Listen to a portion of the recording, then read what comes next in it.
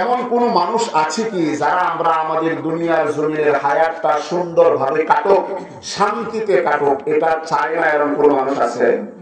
প্রত্যেকটা মানুষের সকাল থেকে সন্ধ্যা পর্যন্ত, সন্ধ্যা থেকে পরের দিন সকাল পর্যন্ত আমরা যে যে পেশায় লেগে আছি, আমাদের কাজ করার মাকসাদ, মৌলিক উদ্দেশ্য এটা যে আমার দুনিয়ার হায়াতটা কি হয়ে যাক, সুন্দর হয়ে যাক। কথা বলেন ঠিক না?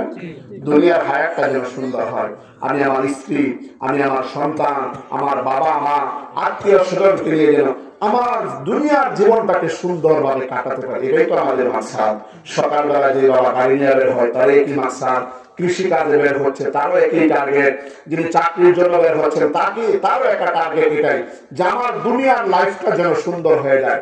যে সন্তানটা বাবার ঋণ করা টাকা পয়সা নিয়ে ধার করে, অনেকে সুদের উপর টাকা নিয়ে হলেও 4 লক্ষ 5 লক্ষ টাকা বিদেশে যাওয়ার জন্য অফিসে জমা দিয়া সেই সুদূর প্রবাসে পাড়ি জমাইছে, আদরের স্ত্রী, সন্তান, মা বাবা সবাইকে ফেলে রেখে বিদেশের জমিনে গেছে।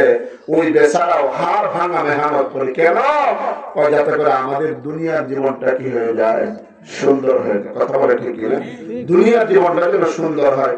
বেচারা বিদেশের জমিনে যায় 8 ঘন্টা ডিউটি করে, 8 ঘন্টা পরে আরো 2 ঘন্টা ওভার টাইম করে, না 10 ঘন্টা হয় না, আরো 2 ঘন্টা ওভার টাইম করে, 12 ঘন্টা 14 ঘন্টা পর্যন্ত ডিউটি করে। এমন সন্তান আছে না নাই? এমন বাবা আছে না নাই? যারা গেছে কষ্টের টাকা দিয়ে, যারা গেছে বিদেশে, তুই জিজ্ঞাসা করে ভাই কি ব্যাপার, আমরা 8 ঘন্টা ডিউটি করে নাকে তেল দিয়ে ঘুমাই, তুমি 10 ঘন্টা ডিউটি করো, 12 ঘন্টা ডিউটি করো, কারণ কি এত মেহনত করার দরকারটা কি? ভাই তুমি তো জানো না আমার বাবা কি পরিমাণ কষ্ট করে আমাকে বিদেশে পাঠাইছে। বাবার যে পৈতৃক সম্পত্তি ছিল, দাদার ভিটে মাটি ছিল, সেইটা মানুষের কাছে বিক্রি করে আমাদের সংসার চলে না, 4-5টা ভাই বোন আমরা চলতে পারি না। বাবা যে পরিমাণ টাকা কামাই করে হয় না।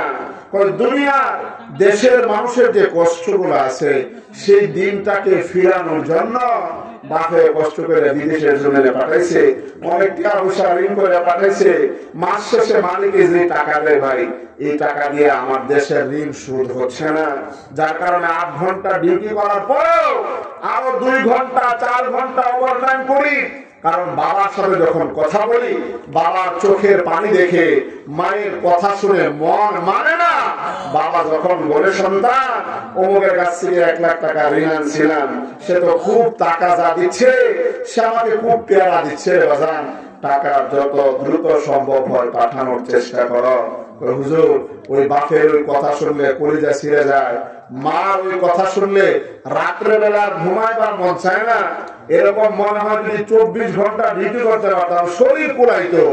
আর কেউ কাজে নিত 24 ঘন্টা ডিউটি করে হলেও ওই যে বাবার যে ঋণ আনা টাকা, যে 7 লাখ টাকা খরচ করে বিদেশে পাঠাইছে, হুজুর এটা আদায় করার জন্য চেষ্টা করতাম, মেহনত করে, পরিশ্রম করে, হাড় ভাঙা মেহনত করে।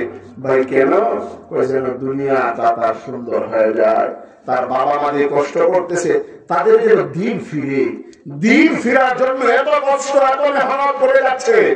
মুসলমান ভাইরা আমার, এই যে কষ্ট করতেছে দুনিয়ার হায়াতটাকে সুন্দর করার জন্য, আল্লাহ বলেন ভালো কথা, মেহনত করো, শ্রম দেও।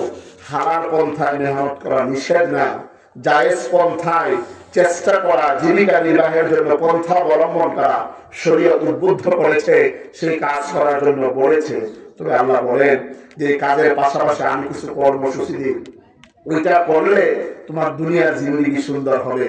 আমি আল্লাহ ওয়াদা করলাম, আমি যে কথাগুলো বলবো কোরআনের মাধ্যমে, আমার রাসূলের মাধ্যমে তোমাদেরকে যে কথাগুলো জানাই দিলাম, এইগুলোর উপর আমল করো। আমি আল্লাহ ওয়াদা করলাম এই কাজের মাধ্যমে তোমার দুনিয়ার জীবনটাকে আমি আল্লাহ সুন্দর করে দেবো। বলেন